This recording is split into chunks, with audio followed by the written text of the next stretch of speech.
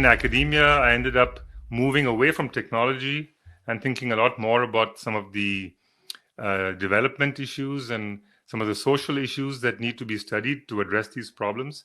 And so I studied a lot more about economics and even what I call practical ethics. So thinking about how does a country like India respond to the problem of climate change? Now, how do you develop and grow emissions at the same time, do it in a manner that's sustainable? And people hadn't really tackled this kind of question in a rigorous manner. It sort of required a lot of interdisciplinary research. And so that's what I really focused on, is trying to bring some of the technical skills to bear in thinking about much more ethical and social questions. So you have so much wastage on the end use side. When we think about behavioral change and transforming how we use sort of what we call the passive systems within which we consume energy, we can have a dramatic effect in reducing energy use.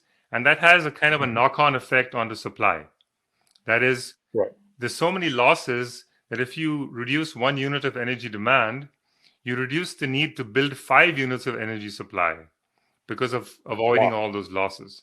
So that's kind of the leverage you have, and it significantly could potentially reduce the costs of decarbonization, because if we've grown the energy system a lot less, then you just have a lot less to decarbonize. The first thing we need to think about is, what is the purpose of growth in the first place? And so we need to think about the fact that growth is a means towards an end, and that end is improving our well-being and improving our collective well-being.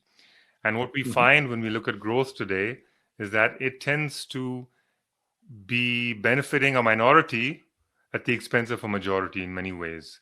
And so when we start to think directly about how can we measure well-being directly, and how do our energy services support well-being, it opens up a whole slate of new opportunities and ways to try and utilize resources to achieve that end.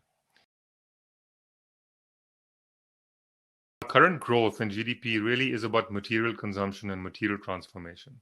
And when we think about how much does the material consumption really contribute to our well-being, it's only a small portion of it.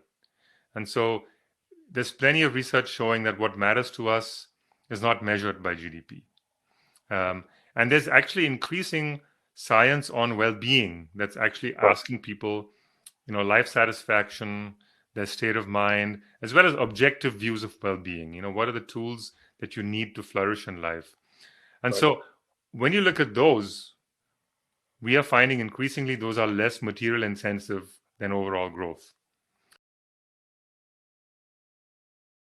So when I talked about understanding now through this decent living work, the different services that constitute basic well-being and their impact on energy use, the most important services we get, such as healthcare, basic health, education, providing water and sanitation to everybody, is very cheap in terms of energy compared to larger houses and a car-dependent economy. So, you get a lot of development, human development, from very low amounts of energy if you're channeling your development resources towards those services. So that's one way to think about equitable growth. You're focusing on the most basic needs of people. You will grow energy slower, but you'll improve well-being.